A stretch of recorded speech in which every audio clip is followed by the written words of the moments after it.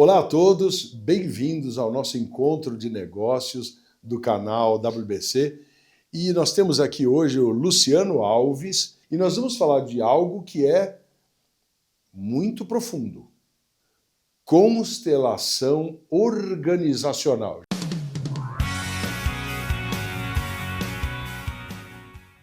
Luciano, obrigado pela sua presença, é um prazer te conhecer, principalmente entender bastante sobre esse conceito, esse posicionamento, essa imersão de uma forma muito vida real. Então, muito obrigado pela sua presença.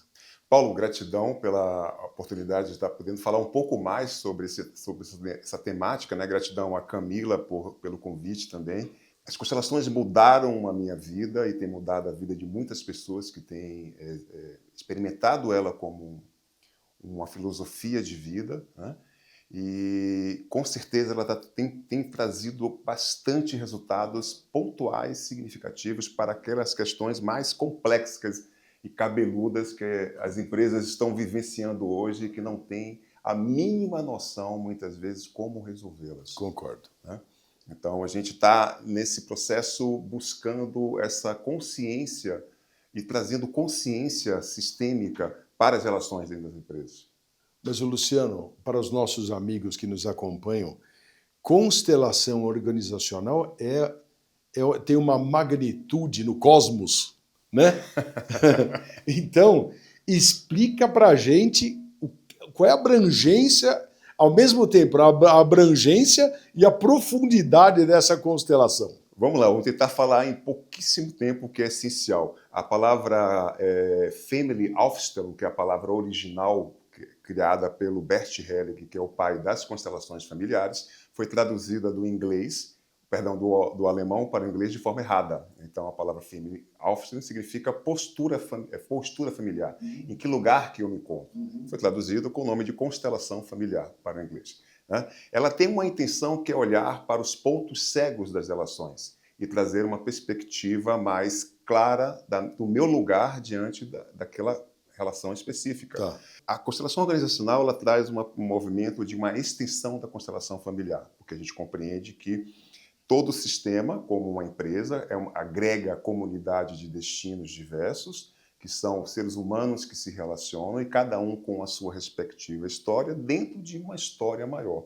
Muitas vezes, quando isso não está alinhado, isso gera uma série de conflitos e dificuldades que vão trazer para o sistema como um todo impactos nos resultados de uma forma geral. Então, a constelação ela tem uma intenção, a constelação organizacional ela tem uma intenção de olhar para a forma como nós nos relacionamos dentro desses sistemas e como essas relações podem ser diferentes quando eu reconheço o meu lugar. Ela é baseada em algumas leis específicas, por isso ela é uma filosofia de vida, é baseada em leis. E essas leis elas falam do princípio das ordens do amor dentro das organizações, por exemplo, não no sentido poético das ordens do amor, mas no sentido da forma como nós, como seres humanos, deveríamos nos ver e nos olharmos dentro das relações. Ela fala basicamente da ordem, da hierarquia e ordem, ou seja, quem veio primeiro, quem chegou primeiro, quem criou a empresa, como foi que como que essa história é contada dentro de uma organização. Que faz parte da cultura. Que faz parte da cultura organizacional. E, às vezes, essa forma de contar a história, ela impacta no processo da cadeia como um todo. Né? Quando você tira um colaborador de uma determinada forma, uma coisa é você ter um nível empático, mesmo que aquela situação seja mais complexa. Mas se você compreende que a comunicação ela é essencial na demissão de alguém, por exemplo, né, isso gera um resultado diferente. Mas se você tem um processo de dizer assim, olha, você é isso, você é aquilo, você estabelece uma série de dificuldades naquele movimento de uma demissão, por exemplo, você passa a ter um processo de criar naquela função para uma outra pessoa que vai entrar uma determinada dificuldade, porque é uma sequência de experiências que vão sendo registradas no campo daquela empresa como um todo. Uhum. Então, às vezes, aquela outra pessoa é até um profissional mais capacitado, mas ela não consegue exercer uma função, a função dela, de uma forma mais prática e específica. Por quê? Porque tem essas histórias que foram contadas de uma maneira agressiva, às vezes, de uma maneira totalmente desrespeitosa e que traz uma perspectiva de comprometimento. Uma segunda parte dessa lei fala do pertencimento. Todos nós temos o direito de pertencer ao sistema. Quando a gente deixa de pertencer, a gente passa a gerar um nível de conflito na organização. Então, todo colaborador, de alguma forma, pertence àquele sistema. Uhum. Quando ele não se sente pertencendo àquele sistema, ele vai gerar conflito. É como se fosse uma forma dele chamar a atenção para algo que, dentro do inconsciente daquelas relações, estão estabelecendo uma dificuldade de chegar a um resultado, de uma mudança de mindset, de uma mudança de postura dentro do princípio de vida deles, no movimento, né?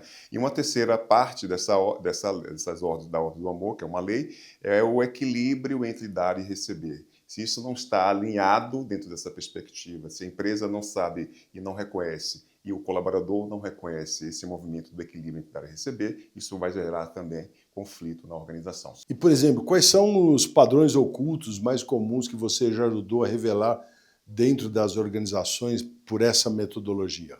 A gente fala de comunicação, ou seja, assertividade e clareza de comunicação. A gente fala de processos relacionados ao princípio da forma como um gestor estabelece, muitas vezes, um comando. Esse comando ele é distorcido pelo mapa de quem recebe aquele comando, e isso traz uma série de distorções no processo de complicação.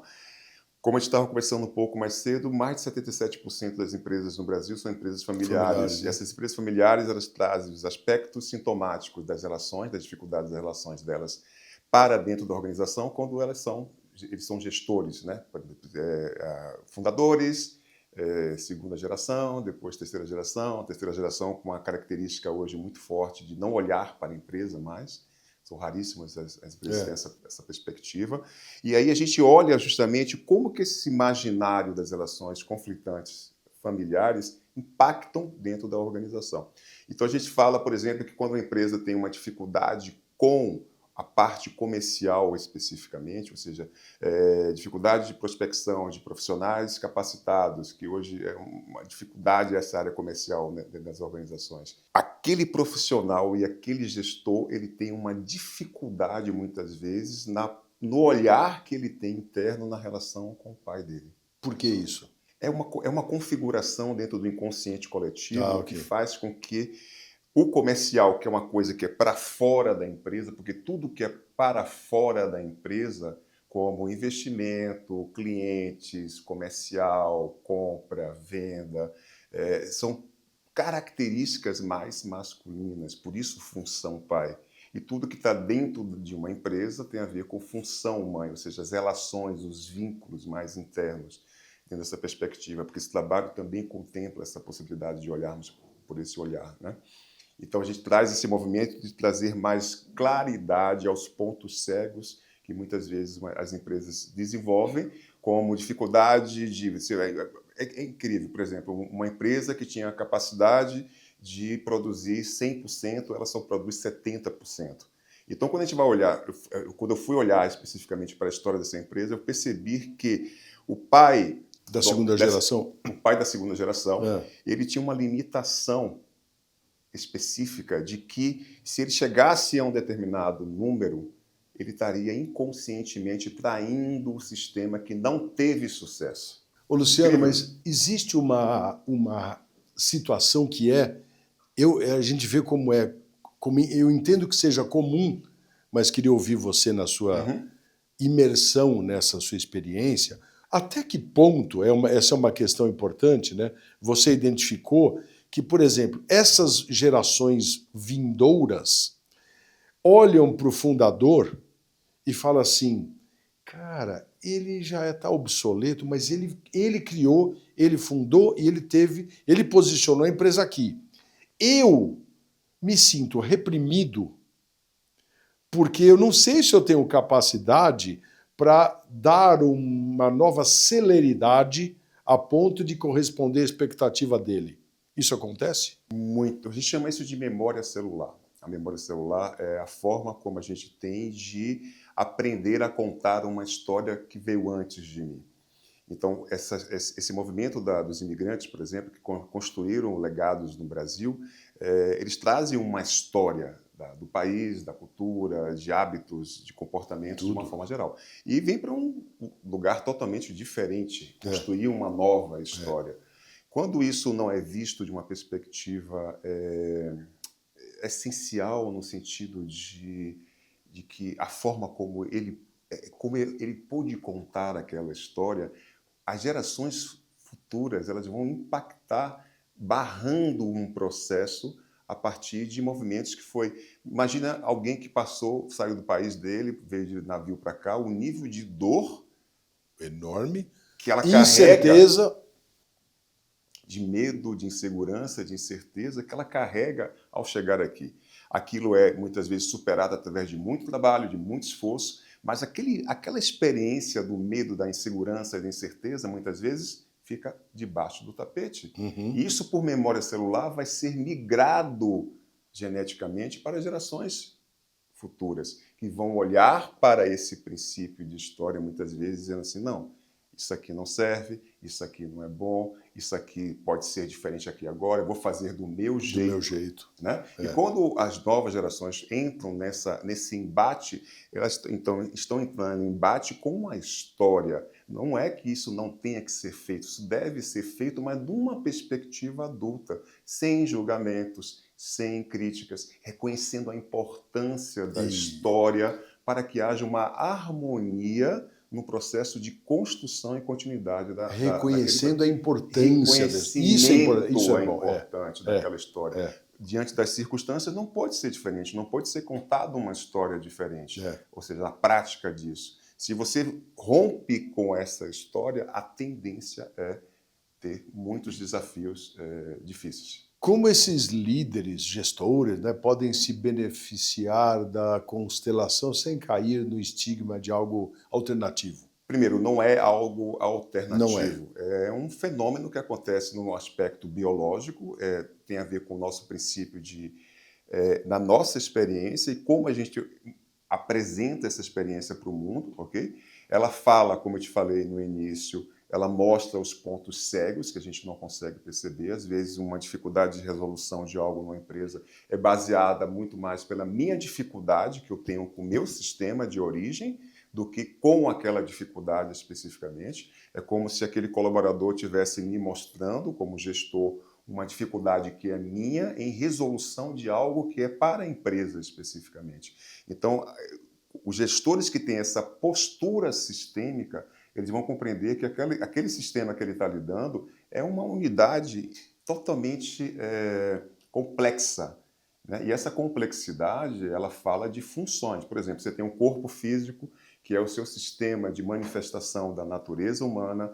Dentro do corpo físico existem sistemas, coração, pulmão, rins. Cada um trabalha em prol da manutenção da vida. Ok? E a forma como os sistemas, órgãos trabalham, isso é sistêmico.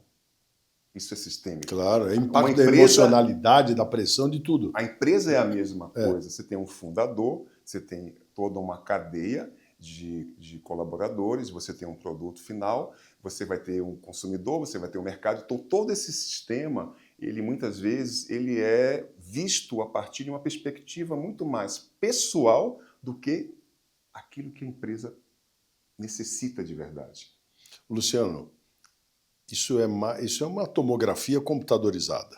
Não é uma consultoria, não é nada, porque partindo da premissa que quando você precisa fazer um diagnóstico, você usa o mais profundo nível de acessibilidade, né?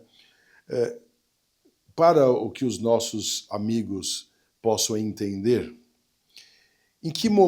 qual é o momento para se aplicar essa técnica dentro de uma organização e qual é o mapa desse processo?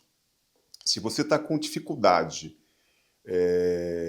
na sua empresa, principalmente com aspectos repetitivos, sejam quais forem, seja na área financeira, de RH, administrativa, comercial, isso significa que existe um ponto cego que você não está conseguindo enxergar, que consultor não consegue resolver, que um mentor não consegue muitas vezes trazer uma claridade maior. Por quê? Porque a gente está falando de conflitos inconscientes dentro dessas relações, impedindo um resultado diferente. Então, se você está passando por isso, está na hora de você conhecer essa perspectiva de abordagem e, com certeza, você vai trazer num movimento mais palpável, porque você que conhece da sua empresa, Claro. você que sabe como gerir a sua empresa, a gente gera essa autonomia para você, no sentido maior, para que você possa tomar a decisão diante das imagens que vão ser apresentadas nesse trabalho, e aí você vai ter um nível de assertividade muito mais claro para isso. Então a gente detecta quais são as suas dores e conflitos,